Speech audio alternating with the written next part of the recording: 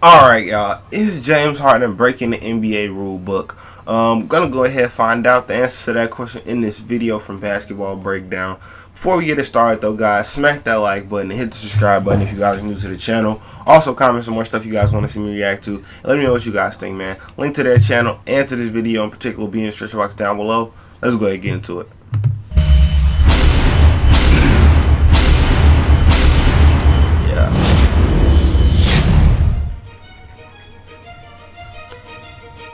This is James Harden. He is without question one of the best players in the NBA today. He is a vicious scorer that can make anyone look foolish trying to defend him. His court vision is almost unparalleled as he snaps passes to teammates with precision and perfect timing, leaving the defense helpless to get a hand up. If you want to learn how to play basketball like James Harden does, then I urge you to check out Point Guard College. They have camps all around the country that teach you how to think the game. Once you master the why, you can unleash your inner Harden, Curry, or LeBron in an instinctual way, taught with their excellent progressive teaching methods. Point Guard College runs over 100 camps in 30 states, so find one nearest you and separate your game from your competition. What separates the beard from just about any other player on the planet is his ability to draw fouls. Strong shoulders, quick first step, no fear of contact. The best compliment Harden gets is the frustration on the faces of the opposing defenders and coaches. It started 4 seasons ago when Harden first got to Houston, and he hasn't let up since. His scoop move to the hoop proved too much of an allure to defenders, who couldn't help but get their arms out and whacked as he initiated the contact into his shooting motion. I'm looking to get to the rim and score the basketball. Obviously, the contact is there. In some cases, if it's a bigger guy, then I have to, find a way to get contact if I don't have the dunk or the layup. So it just depends on the scenario. It was hard to criticize Harden for clearly utilizing a rule designed to protect drivers to the rim. Some defenders got better at adjusting and getting their arms out of the way, leaving Harden to flail, waiting for a whistle that would never come.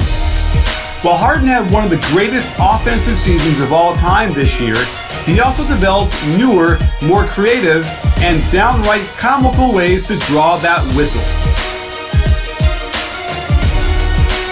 Look at Harden's face, bro. He than the three-point shot foul.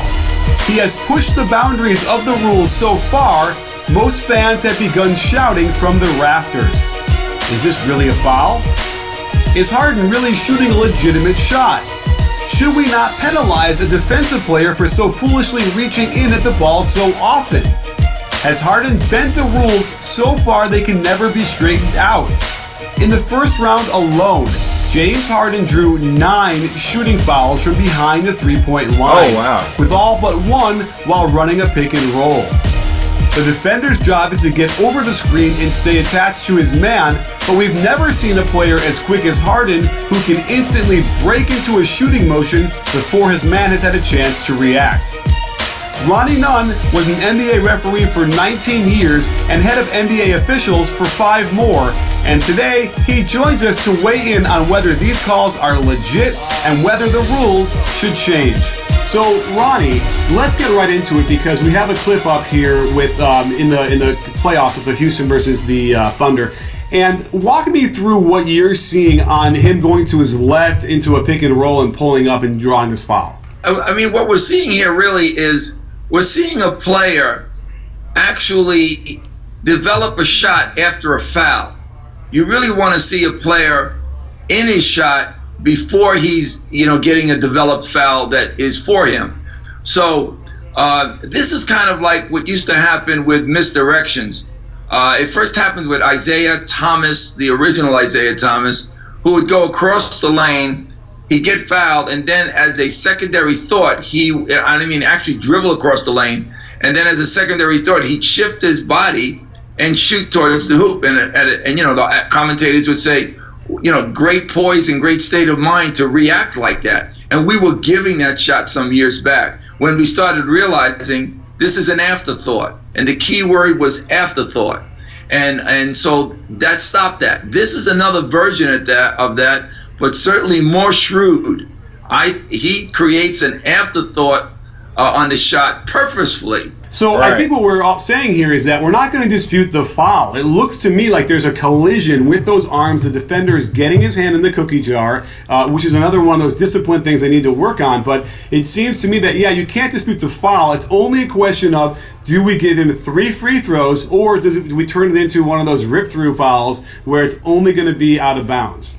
In this case, even though it's with the ball, the same concept is to think about it without the ball. So in both these situations, I think he's encouraging a foul by hooking a player into the act before the player really has a chance to be illegal.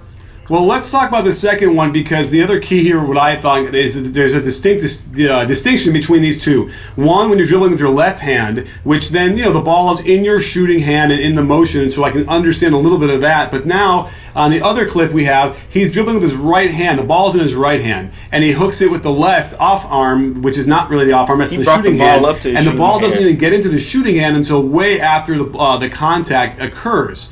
Is there any? Should we be looking at that as part of this as you decide whether there's a shooting foul?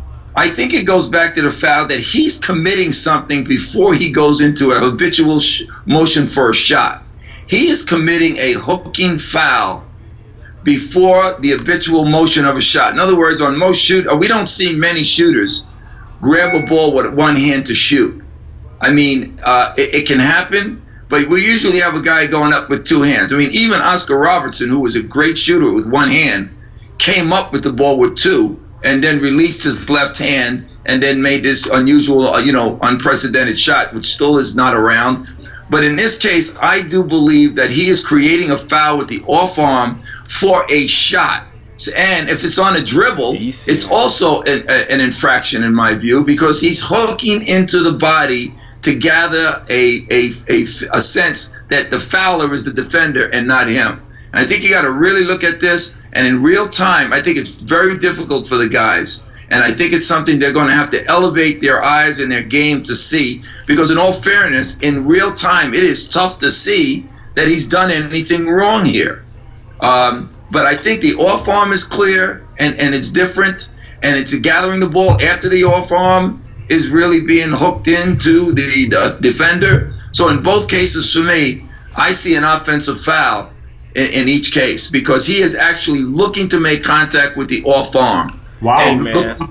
That's my view on this. And of course, with the value of replay, we can see it. I think this has to be explained to officials and then try to see. We learn from players. Let's not take away anything from Harden's unique, shrewd creativity. It is tremendous. But in some creative measures, someone is doing something illegal. Who's the illegal guy here? And if it looks that cosmetically terrible, then the call is offensive.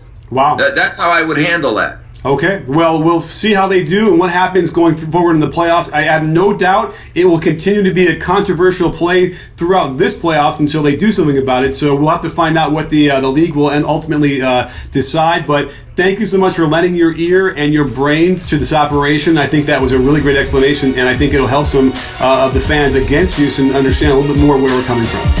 So there you have it, sports fans. When certain transcendent players have come along, the game... Guys, that's it. So basically, James Harden found a glitch in the system.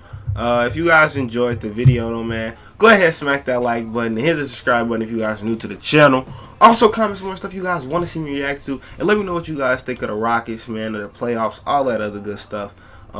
Link to Basketball Breakdown and this video in particular will be in the description box down below if you guys want to go check those out.